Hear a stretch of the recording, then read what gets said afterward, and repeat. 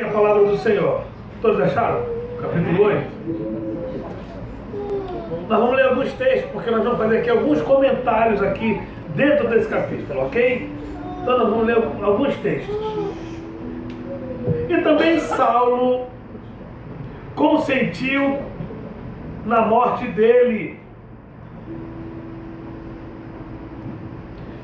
e fez naquele dia uma grande perseguição contra a igreja que estava em Jerusalém, e todos foram dispersos pelas terras da Judéia e da Samaria, exceto os apóstolos. E também Saulo consentiu na morte dele. Na morte de quem? De Estevão. Só você. Os versículos anteriores. E os varões piedosos foram enterrar Estevão e fizeram sobre ele um grande pranto. E Saulo assolava a igreja, entrando pelas casas e arrastando homens e mulheres, os encerrava na prisão. Mas os que andavam dispersos iam por toda parte anunciando a palavra. E, descendo Filipe, a cidade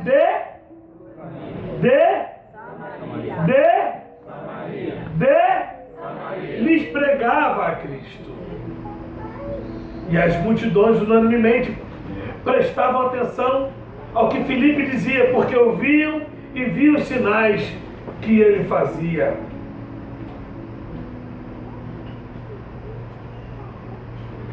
Pois que os espíritos imundos saíam de muitos que os tinham, clamando em alta voz, e muitos paralíticos e coxos eram curados. E havia grande alegria naquela cidade. Aleluia. E estava ali um certo homem chamado Simão. Vocês não estão lendo, não? Simão. Vocês estão lendo? Estão acompanhando a leitura? Amém. E estava ali um certo homem chamado Simão, que anteriormente exercera naquela cidade a arte e tinha iludido a gente de Samaria, dizendo que era uma grande. Ok. Nós estamos aqui diante de um texto muito interessante que eu chamo a atenção de vocês para aquilo que eu entendo ser fundamental para o nosso alicerce de uma vida saudável espiritual. Tem muitas pessoas que equivocadamente, talvez antagonicamente, imagina que Saulo era um homem perverso simplesmente por perversidade, que ele fazia parte de grupo de extermínio, que matava porque tinha o prazer de matar. Não era nada disso. Saulo, ele cria no judaísmo e ele acreditava que o cristianismo era algo fomentador do mal, que veio para corromper os bons costumes que ele havia aprendido desde sua tenra idade, muito embora seja ele vindo da tribo de Benjamim, mesmo tendo a cidadania romana.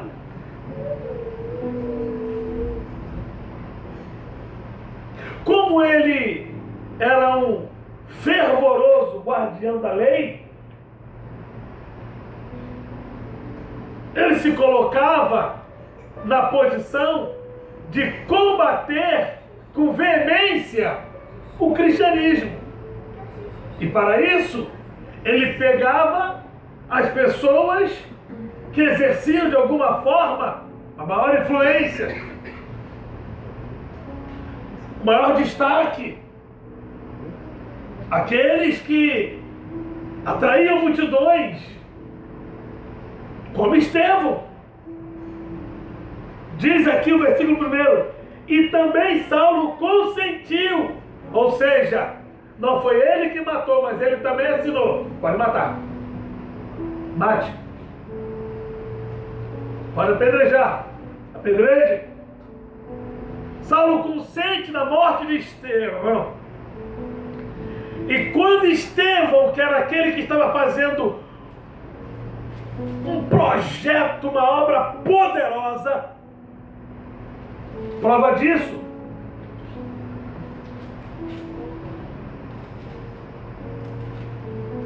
está aqui no capítulo 6, versículo 8, Estevão, cheio de fé e de poder, fazia prodígios e grandes sinais entre o povo. Então Estevão agora, como diz aí no mundo, estava na bola da vez. Estevão era o próximo a ser perseguido, preso e morto. Temos que parar esse homem. E o Saulo agora, ele consente diretamente na morte de Estevão. Estevão está morto. Meu Deus, Estevão está morto. Aquele que estava realizando grandes milagres e prodígios. Sabe o que é prodígio, irmãos? Pessoas sem braços, de repente nasceu braço. Sabe o que é prodígios? Vai além de um milagre. É aquilo que as pessoas olhavam e falavam: o que é isso que eu estou vendo? Se assustavam com os prodígios que Estevão realizava. Aleluia. Meu Deus, agora Estevão está morto. Estevão está morto. E como se não bastasse a morte de Estevão, agora Saulo, já que matamos Estevão, o cara que estava fazendo uma série de coisas, vamos agora perseguir todos os cristãos. E diz a Bíblia que ele entra nas casas, entra nas igrejas, pega o pai, pega a mãe, aqueles que se diziam cristãos, eram arrastados pelas ruas. E sem que houvesse qualquer julgamento prévio, eram lançados na prisão. Presos como salteadores, presos como malfeitores, presos como alguém que cometeu alguma ilicitude. Estava lá Saulo prendendo os nossos irmãos. E diz a Bíblia que houve uma grande perseguição em Jerusalém. Por que Jerusalém? Porque Jerusalém era a cidade alta. Jerusalém era onde todos estavam concentrados. Jerusalém foi onde Davi colocou a Arca da Aliança. Jerusalém foi a cidade que Davi disse: essa aqui é a cidade de adoração ao nome do nosso Deus. Jerusalém. Então agora começa uma grande perseguição em Jerusalém. E todos que estavam ali, que se autodenominavam cristãos, saem, desaparecem, vão para vários lugares. Só que um homem que não era apóstolo, não era evangelista, era talvez um do povo, do meio do povo, mas esse que estava no meio do povo, ele era focado, ele via tudo que Estevão fazia, ele via tudo que os apóstolos estavam fazendo, e ele não perdeu tempo. Meu Deus! Ele foi logo para onde? Samaria. Tu sabe qual era o problema entre os samaritanos e os judeus? Lembram quando Jesus chega no poço e pede água à mulher? O que ela diz? Como sendo tu judeu me pede água de beber? Havia não uma simples rixa, mas havia um desejo muito grande de judeus contra samaritanos e samaritanos contra os judeus, a ponto de se odiarem um ao outro culturalmente, sem ter medo de levar um ao outro à morte. Estevão está morto. Oh, evangelista Paulo Sérgio, Estevão está morto. Saulo imaginou que com a morte de Estevão ele estaria atrofiando a força da igreja. Com a morte de Estevão ele conseguiria aniquilar os projetos de Deus para a igreja. Mas existia alguém. Quem? Filipe. Filipe, o jovem Filipe, que nem apóstolo era, pastor Carlos Bragança. Filipe agora ele chega em Samaria. E quando ele chega em Samaria, parece que eu vejo Filipe falando com Deus. Porque antes desse episódio, você não vê Filipe realizando nada extraordinário. Começa daqui. O ministério de Filipe começa aqui.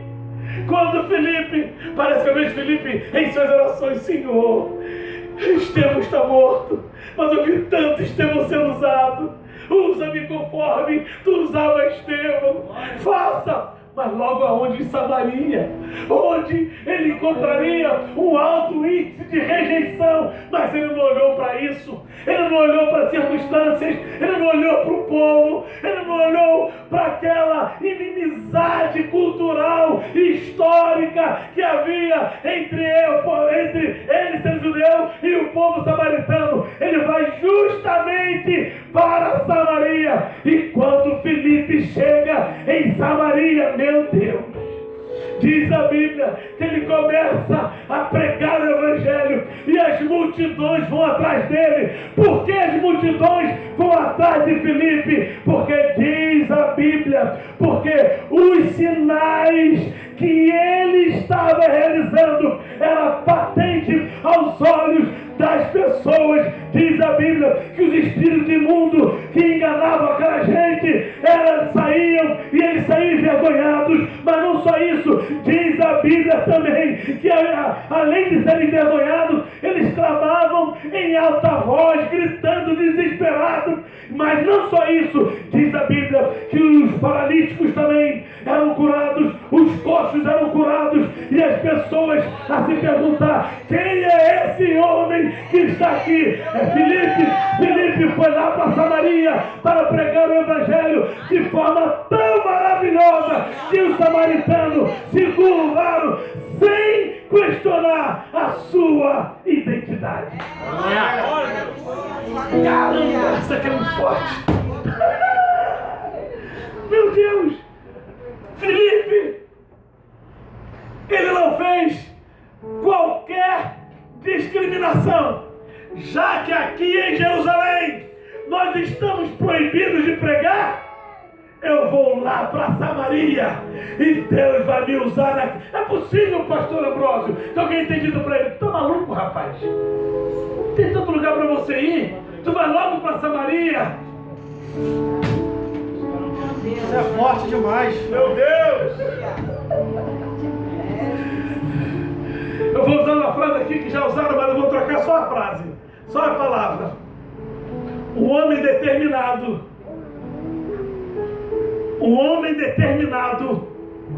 ele faz o seu ambiente. E mais, o homem determinado, ele adquire respeito no mundo físico e no mundo espiritual.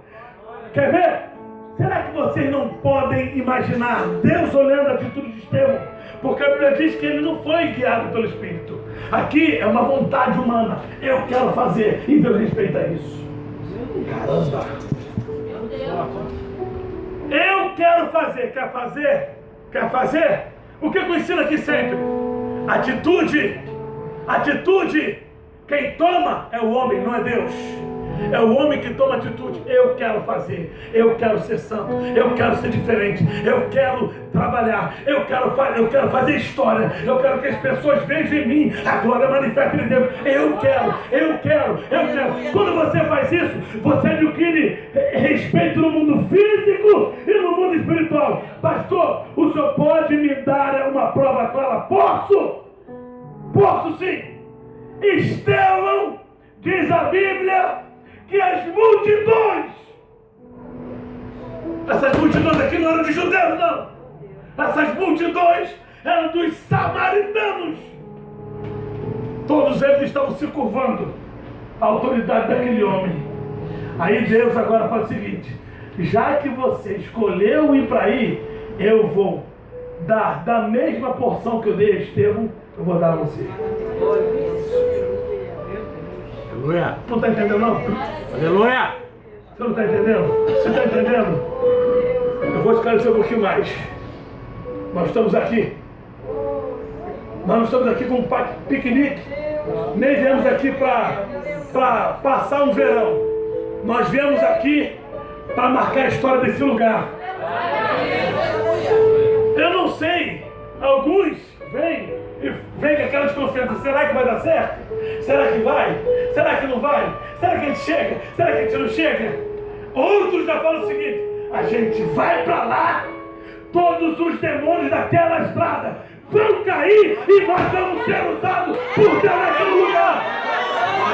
Aí quando você age assim, Deus está dizendo: eita! Glória a Deus! Eita, esse camarada aí, ele tem tudo, ele sabe o que quer. Essa mulher sabe o que quer. Aí o que Deus faz? Começa a encher você. Por quê? Ele vai fazer com que você seja respeitado no mundo físico, ou seja, a vizinhança, essa circunvizinhança, esse pessoal todo aqui vão dizer: essa gente é diferente. Aleluia. Essa gente é diferente. Aí Deus está vendo. Quem vem com autoridade, quem vem com certeza e fortalecido na atitude, fique tranquilo, porque você também tem respeito no céu. Eu vou dar a porção que você precisa para realizar o milagre. Quem tem essa palavra, glorifica o nome do Senhor. Mas algumas coisas poderão acontecer. Querem saber? Versículo 9. E estava ali um certo homem chamado Simão, que anteriormente exercera naquela cidade a arte mágica e tinha iludido a gente de Samaria, dizendo que era uma grande personagem, ao qual todos atendiam, desde o mais pequeno até o maior, dizendo: este é a grande virtude de Deus. E atendiam-no a ele, porque já desde muito tempo os havia iludido com as artes mágicas. Mas, como cresce em Filipe, que lhes pregava acerca do reino de Deus e do nome de Jesus Cristo, se batizavam, tanto homens como mulheres. E creu até o próprio Simão. Calma, tu vai entender. E creu até o próprio Simão. E sendo batizado, ficou de contínuo com Filipe, e vendo os sinais e as grandes maravilhas que se faziam, e estava atônito. Esse Simão aqui, ele já tinha um histórico na cidade. Por quê? Ele já fazia suas mágicas. Só que ele estava queimado. Por que ele estava queimado? Porque as mágicas não deram certo e ele se queimou com o povo. E se autodeclarando uma grande personalidade. Como ele agora está contando com o desprezo do povo, Filipe começa a pregar e ele crê na palavra de Filipe. Só que ele não apenas crê, ele passa agora a andar com Filipe, a caminhar com Filipe. Oh meu Deus, sempre, não me gente. Sempre mudando de renda. Há 8 anos que tem esse ministério na vida de mim. Há 8 anos. Então vejam, ele agora começa a caminhar com Filipe. E ele começa a ver os milagres que Filipe está fazendo. Ele olha, observa. Ele fala: rapaz, que coisa interessante. Simão estava com a aparência de estar convertido. Mas ele não estava convertido. A intenção dele era outra. Vamos ver, vamos caminhar. Vamos caminhar para você entender a intenção de Simão. Os apóstolos, pois, que estavam em Jerusalém, ouvindo que Samaria recebera a palavra de Deus, enviaram para lá Pedro e João, os quais, tendo descido, oraram por eles para que recebessem o Espírito Santo, porque sobre nenhum deles tinham ainda descido, mas somente eram batizados em nome do Senhor Jesus. Então lhes impuseram as mãos e receberam o Espírito Santo. E Simão, vendo que pela imposição das mãos dos apóstolos era dado o Espírito Santo, lhes ofereceu dinheiro. Vamos lá, vamos entender aqui. E Simão, vendo que pela imposição das mãos dos apóstolos era dado o Espírito Santo, lhes ofereceu dinheiro. Versículo 19, dizendo: dai-me também a mim esse poder, para que aquele sobre quem eu puser as mãos receba o Espírito Santo.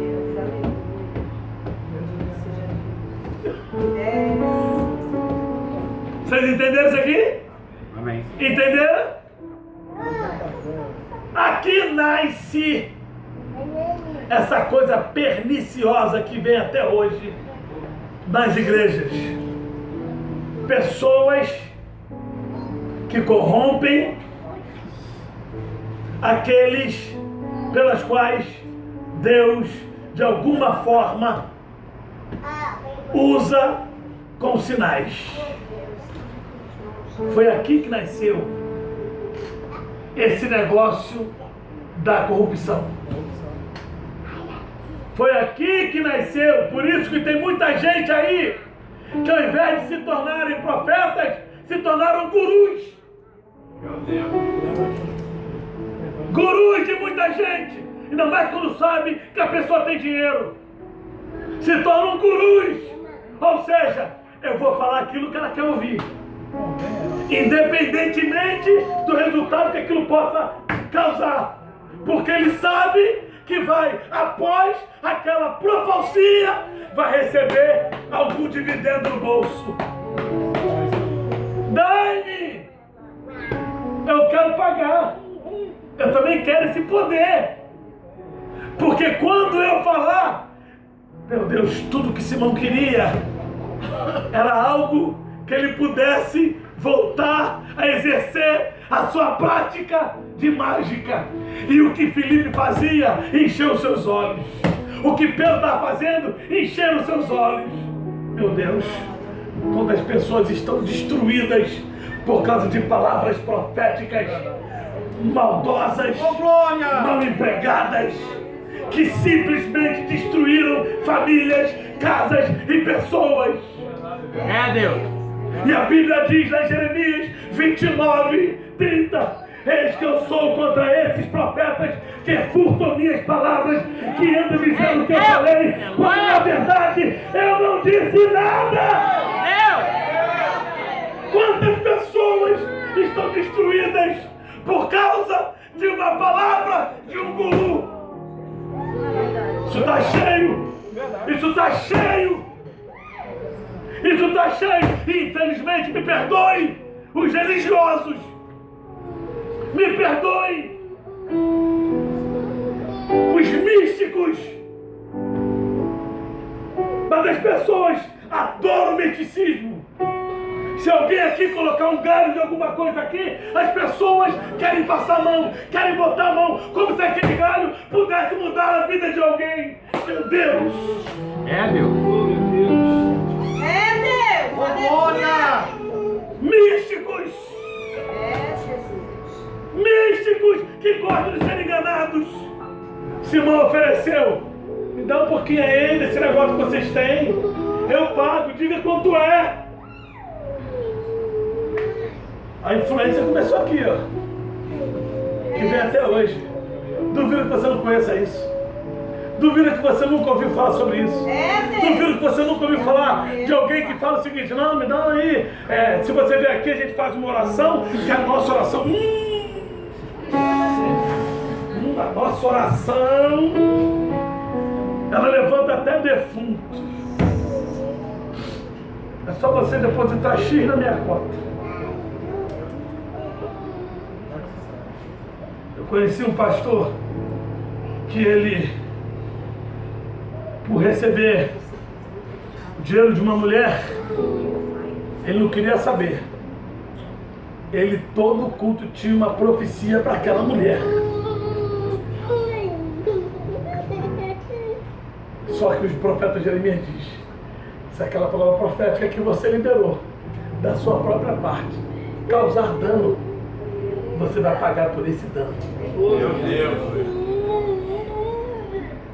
Teve uma pessoa que estava à morte. A mãe crente, a filha estava à morte, câncer. O pai desesperado, não crente. Chega uma mulher se dizendo serva de Deus, entra no hospital e diz: em 48 horas a tua filha vai se levantar, o câncer vai sumir. Assim diz o Senhor. 48 horas realmente ela foi levantada para ser sepultada. Quem é que paga por isso? Quem é que paga por isso? Quem é que paga por isso o dano causado a essa pessoa? Quem será responsável por isso?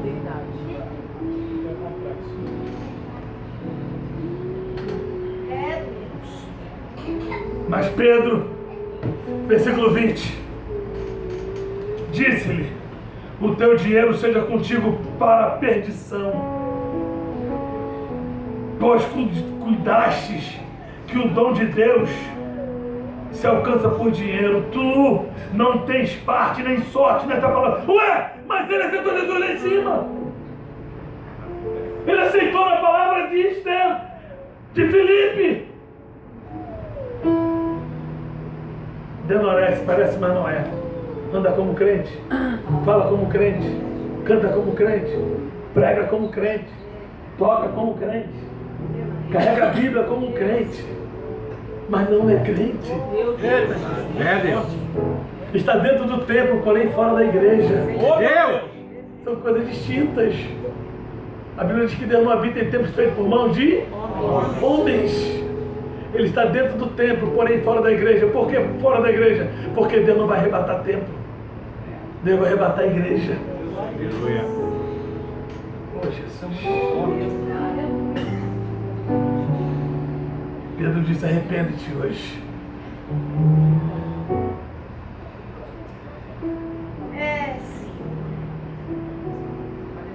Repita comigo: eu não posso usar o meu Deus.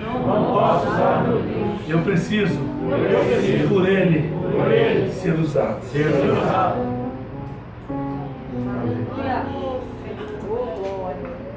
Por que eu estou falando isso, irmãos? Porque Jesus Cristo, só para concluir, Ele disse o seguinte: o problema do homem não está naquilo que ele ouve, naquilo que entra. O problema do homem está naquilo que sai. Ó, sai. Por isso que o apóstolo Tiago diz assim, ó: a língua é um pequeno membro que um bosque incendeia. Com ela amaldiçoamos e com ela bendizemos. A língua tem a capacidade de separar os melhores amigos. Meu Deus. A Bíblia diz que uma língua santa, o corpo é todo santo. Caramba, não entendeu isso? Se a tua língua for santo, logo o teu corpo todo é santo. Olha que coisa de doido isso. Se eu consigo domar a minha língua, Aleluia. é porque no meu corpo há santidade. Se eu falo o que eu quero sem pensar, independentemente do mal que vai produzir, meu Deus, eu preciso me converter. Eu preciso me arrepender. Livra-nos, Senhor, dos Simões que estão aí até hoje. Tem um irmão que vai chegar e falar: pastor, eu estou com um dízimo aqui muito grande, eu queria entregar na sua mão. Eu falei: por que na minha mão tu quer entregar? Porque eu quero que o senhor saiba que eu sou um grande dizimista. Para mim não há nenhuma diferença do irmão que dá 10 reais de dízimo. Eu não sou tesoureiro da igreja, entrega o tesoureiro. Eu não quero que a minha mente seja contaminada com o valor que você dá, porque o homem é mau. E eu posso me deixar levar por isso, isso é perigoso. Eu não sou inatacável, ou incontaminado, ou sem pecados. Eu sou como qualquer um que está aqui. Talvez, dentre o povo, eu seja o pior de todos. Não é isso que o apóstolo Paulo falou? Capítulo 1, versículo 6 de Timóteo. Dentre os pecadores, talvez eu seja o pior. E eu também me coloco assim. Meu Deus. Aleluia. Já vou ter levantado os Simões aí. Cuidado com as propostas que você recebe. Cuidado com as ofertas que estão lhe dando. Cuidado. Porque se isso for te separar do projeto de Deus, se torne anátema na tua vida em nome de Jesus. Eu sei o que Deus tem para mim. Você sabe o que Deus tem para você? Então pergunte a quem está próximo a você. Você sabe realmente o que Deus tem para você? Eu vou aprofundar essa pergunta. Você tem convicção da sua chamada? Ô glória! Então diga para ela. Cuidado com as propostas. O objetivo delas é te tirar. Fala aí, diga para ela. O objetivo dessa proposta é lhe tirar do projeto inicial que Deus passou para você. Aleluia. Ô glória! Não aceite. É melhor ser um vaso simples e humilde na mão de Deus do que ser alguém que se diz ter, mas não tem. Até teve, mas ao longo do tempo se corrompeu e deixou de ser alguém que era usado por Deus para se tornar um guru para encher os seus próprios bolsos. Meu Deus, isso é forte. Repita comigo para concluir. Existem aqueles que não têm e pensam que têm. Porém, existem aqueles que têm e não sabem que têm.